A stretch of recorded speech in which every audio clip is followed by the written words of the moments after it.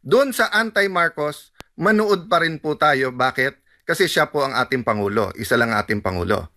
State of the nation, ibig sabihin po, ano kalagayan ng ating bansa. Don't look at the messenger, look at the message. So don't look at President, if we look at President Marcos, yung mga pro, yung mga Marcos na rin or Marcos pa rin, magiging positive. Yung mga ayaw sa kanya, negative. Let's look at his message. And saan nag-agree at saan hindi nag-agree. Kami sa minority, nagkasundo naman kami na ito, ako, pangalawang beses ko to na hindi naman ako pupunta. So, siguro, maganda dyan yung majority ang matanong ninyo kung anong ine-expect nila. Kasi kami... Bakit? Bakit hindi ka pupunta, Sen? Wala naman ako ma-expect eh. Nakasalukuyang kaganapan dyan sa Senado sa ulat ni Sheena Torno Live. Sheena? At magandang umaga, no? Kasalukuyang sinuspende na nga ng Senado yung kanilang ikalawang regular session, no, para bigyang daan ang mangyayari na joint session mamayang alas 4 ng hapon ng House of Representatives at Senado. Ilang oras yan bago ang ikalimang State of the Nation address ni Pangulong Bongbong Marcos sa batasang pambansa. At kanina rin ay si Senate President Win Gatchalian ang nagbukas nga ng ikalawang regular session dito sa Senado. Out of 24 senators ay 21 lamang yung present dito na nakita natin sa loob ng plenary. At tatlo nga yung absent mga kapartners mo, kabilang na nga dyan itong si Senator Rodante Marcoleta at si Senator Jinggoy Estrada na nakakulong nga dahil nga dito sa kinakaharap nilang plunder case. Habang wala rin or absent din itong si Senator Bato de la Rosa na nagtatago nga ngayon dahil nga dito sa Maloya ICC warrant. Pero kanina sa speech ni Senate President Gatchalian ay binigyan niya yung kahalagahan ng Senado, no, para nga sa paghahanda nila para doon sa mga mahahalagang panukalang batas na kailangan nilang ipasa. Kanina nga ay binigyan din ni Senator SP Gatchalian yung ilang mga tututukan nila ngayong pagbubukas ng ikalawang regular session. Nandiyan na nga yung mataas na presyo ng bilihin, maliit na take-home pay ng mga manggagawa. Gayon din mga kapartners, ang mahal na singil ng kuryente at ikaapat yung kakulangan ng infrastruktura at transportasyon. At ikalima dyan, yung kawalan ng kasiguraduhan ng hanap buhay. Kanina, sinabi din ni SP Gatchalian, aamyandahan nila may ikalawang regular session yung rights certification law, kasama ito sa LEDAP bills, ang mga priority bills ng Senado, no?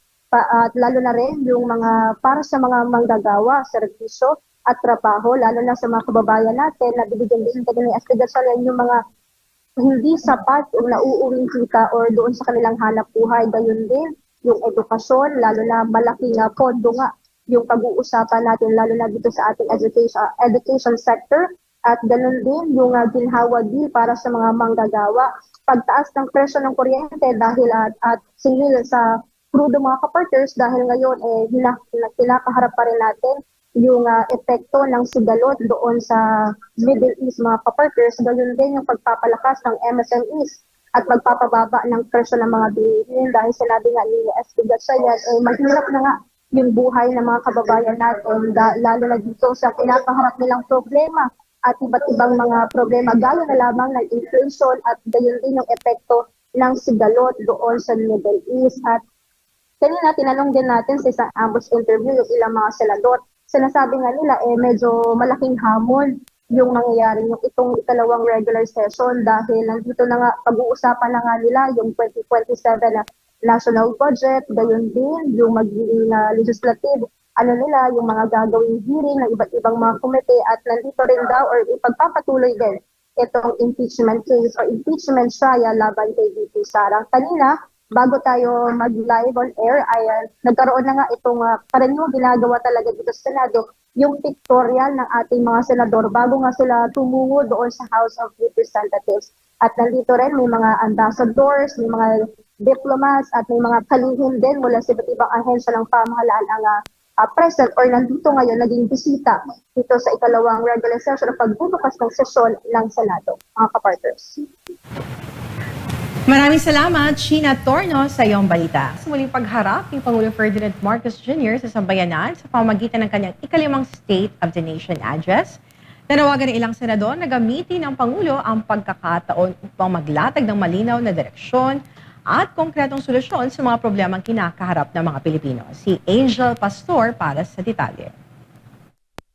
Sa ikalimang State of the Nation address ni Pangulong Ferdinand Marcos Jr., umaasa ang ilang senador na higit na tututok ang Pangulo sa mga isyong may direktang epekto sa buhay ng mga Pilipino. Kabilang dito ang paglaban sa korupsyon, pagpapalakas ng ekonomiya at paglatag ng malinaw na mga programa para sa nalalabing bahagi ng kanyang termino. Hinimok ni Senior Deputy Majority Leader J.V. Ejercito ang Pangulo na maglahad ng mga konkretong tugon, aksyon at solusyon sa mga problemang patuloy na kinakaharap ng bansa. Ayon pa kay Ejercito, sawa na ang publiko sa mga pangakong madalas na hindi naman natutupad. Binigyang diin din ng senador ang usapin sa malawakang korupsyon sa mga flood control project. Anya, dapat papanagutin at ipakulong ang lahat ng mapatutunayang nagwaldas o nagbulsa ng pondong inilaan para sa mga naturang proyekto. Samantala, umaasa naman si Senator Lito Lapid na ilalatag ng Pangulo ang mga konkretong hakbang ng pamahalaan upang mapabuti ang buhay ng bawat Pilipino sa gitna ng mga pandaigdigang krisis. Umaasa rin siyang magpapatuloy ang kampanya ng administrasyon laban sa korupsyon. Sa kabilang banda, nanawagan naman si Senate Minority Leader Alan Peter Cayetano sa publiko na pakinggan muna ang buong talumpati ng Pangulo bago ito husgahan anuman ang kanilang paninindigang politikal. Doon sa anti-Marcos, manood pa rin po tayo. Bakit? Kasi siya po ang ating Pangulo. Isa lang ating Pangulo. State of the Nation, ibig sabihin po, ano kalagayan ng ating bansa. Kailangan parati po may starting point tayo. Iginit ni Cayetano na mas mahalagang suriin ang nilalaman ng SONA kaysa pairali ng pagkiling sa politika. Anya, dapat alamin ng publiko kung saang bahagi ng talumpati sila sumasang-ayon at kung saan sila may pagtutol.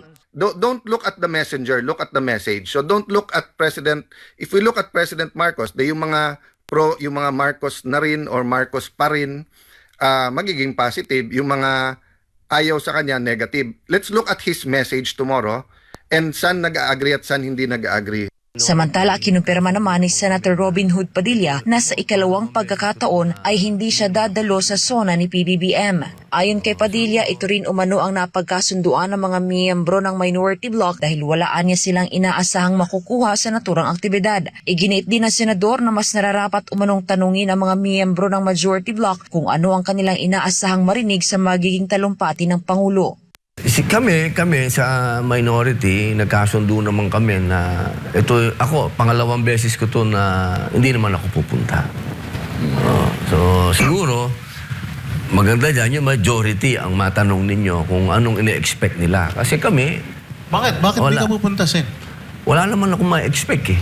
Sa gitna ng magkakaibang pananaw ng mga senador, iisa ang layunin ng kanilang mga inaasahan na magbigay ang Pangulo ng malinaw na direksyon at konkretong tugon sa mga isyong patuloy na kinakaharap ng bansa. Kung matutugunan nga ba ang mga panawagang ito, yan ang inaasahang malalaman sa mismong paghatid ni Pangulong Marcos Jr. ng kanyang ikalimang State of the Nation address ngayong araw. Para sa Diyos at Pilipinas, kung mahal, Angel Pastor, SMNI News.